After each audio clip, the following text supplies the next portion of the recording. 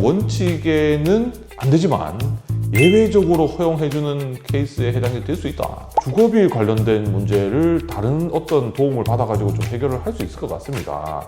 그리고 또 내가 그냥 가족에 대한 부양료를 다른 뭐 가족들의 도움이라든가 이런 걸 통해 가지고 좀 해결을 할 수 있습니다.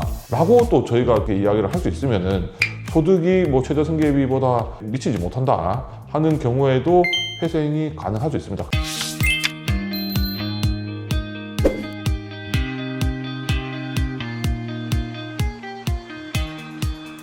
안녕하세요. 리얼회생 이창립 변호사입니다. 어떤 경우에는 개인회생이 안 되니까 이거는 뭐 더 이상 고민하지 말고 다른 방법을 좀 찾아보셔야 된다. 그리고 이제 어떤 경우는 개인회생이 좀 애매할 수 있으니까 상담을 좀 면밀하게 좀 받아보셔야 된다. 이렇게 좀 분류를 해서 제가 좀 말씀을 드리겠습니다. 개인회생 제도의 취지라고 하는 게 이 감당할 수 없는 빚을 지고 있는 사람들한테 부담에서 좀 이렇게 벗어나서 정상적으로 경제 활동을 하셔라. 그렇게 해야지 본인도 살고 주변의 가족들도 살고 뭐 사회 전체적으로도 그게 좀 이익이지 않겠습니까? 그리고 개인회생 제도는 탕감시켜 주겠다는 겁니다. 근데 대신에 이제 법원에서 제시한 어떤 기준을 좀 충족시켜야 된다. 네, 그래서 이제 요 기준을 이제 좀 정확하게 아시는 게 좀 중요합니다. 네, 확실히 개인회생이 안 되는 경우는 과거에 한번 개인회생을 했고 이 면책 결정을 받은 지 5년이 안 된 분이 다시 내가 좀 개인회생을 좀 해야 되는 상황이 됐다. 뭐 그런 분들이 있습니다. 네, 안타깝지만 네, 요 개인회생 안 됩니다. 예, 그리고 채무가 일정 기준을 넘어가는 분들이 좀 있습니다. 뭐 그 기준 금액이 그 무담보 채권은 10억이 넘어가면은 요거는 안 됩니다. 그리고 담보 채권이 또 15억이 넘어가면은 안 됩니다. 만약에 이제 그 무담보 채권이 9억 5천이고 담보 채권이 뭐 14억 5천이다. 그러면은 이제 24억이고 두 기준보다 다 이렇게 미친 거죠. 그러면 이제 뭐 개인회생 절차를 통해서 할 수 있는데 뭐 하나라도 요 기준을 좀 초과하게 되면은 요거는 뭐 개인회생은 안 된다. 네, 그래서 뭐 간이회생이라든가 다른 절차를 좀 이용을 하셔야 됩니다. 그 다음에 애매한 것부터 먼저 좀 말씀을 좀 드리겠습니다. 내가 아무리 봐도 내 재산이 빚을 좀 초과하는 것 같다 라고 해서 이런 경우에는 안 된다 라고 일단 좀 생각을 하시는데, 제가 봤을 때는 근데 이거는 좀 더 좀 들여다 봐야 될 것 같습니다.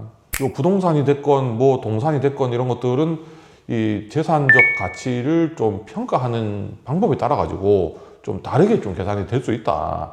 네, 두 번째, 소득과 관련해서도 이제 회생을 하려고 하면은 소득을 가지고 좀 변제를 해야 되지 않겠습니까? 예, 근데 이 소득이라고 하는 게 내가 소득은 있는데 어디 뭐 신고를 하는 그런 소득이 아니다 라고 해서 이 내가 소득을 어떻게 증빙할 수 있는 뭐 어떤 국가 공인의 그런 자료들이 없으니까 나는 이제 소득이 없는 걸로 그렇게 되지 않을까 라고 좀 생각하시는 분들이 막 있는 것 같습니다. 근데 실제로 봐보면은 다대보험 신고하고 소득세도 납부하고 뭐 저는 그렇게 해서 급여를 받으시는 분들보다 프리랜서라든가 아니면은 뭐 특수고용직 또 뭐 현금으로 또 돈을 또 이렇게 받으시는 분들도 좀 있는 것 같고, 이 소득과 관련된 증빙 자료가 없어서 좀 하시는 분들 같은 경우에는 뭐 충분히 좀 방법이 있을 수 있고 좀 상담을 받아보시는 거를 좀 추천드립니다. 그리고 내가 소득은 있는데 최저 생계비에도 미치지 못하는 좀 소득이 있다, 이런 분들 같은 경우에도 방법이 좀 있을 수 있습니다. 만약에 부양가족 한 명 최저생계비가 약 한 뭐 250만 원 정도가 되죠. 2026년 기준으로 해서. 근데 내가 소득이 세후로 해서 한 240만 원 정도밖에 안 된다. 그런 경우에는 내가 최저생계비에도 미치지 못하는 소득이 있으니까 아예 회생이 안 되지 않겠냐 라고 좀 생각을 하시는 분들이 좀 있는데, 내가 만약에 주거비 관련된 문제를 다른 어떤 도움을 받아 가지고 좀 해결을 할 수 있을 것 같습니다. 그리고 또 내가 그냥 가족에 대한 부양료를 다른 뭐 가족들의 도움이라든가 이런 걸 통해 가지고 좀 해결을 할 수 있습니다 라고 또 저희가 이렇게 이야기를 할 수 있으면은 소득이 뭐 최저생계비보다 미치지 못한다 하는 경우에도 회생이 가능할 수 있습니다. 일단은 내가 대출금을 받아서 주식, 뭐 코인, 뭐 도박, 유흥 이런 경우에는 나는 뭐 이런 것들 때문에 이제 회생이 안 되지 않을까 라고 좀 생각하시는 경우들이 좀 있는 것 같습니다. 근데 전국에 있는 대부분의 법원에서 최소한적인 주식하고 코인과 관련해서는 면책시켜주겠다 정도라든가 이런 것들 전체적인 상황을 좀 고려를 해서 상담을 해주는 경우들도 있는 것 같습니다. 예, 그리고 이 대출금을 이제 어디다가 사용했는지 좀 제대로 설명을 못하는 경우가 있을 수 있습니다. 예, 뭐 주로 좀 설명을 못하는 경우는 뭐 편파 변제를 하셨거나, 그래서 내가 이 대출금 받아서 내가 원래 누군가한테 다른 지인한테 돈을 빌렸는데 그 돈을 갚았다거나 이제 그런 경우들이 좀 생길 수 있겠죠.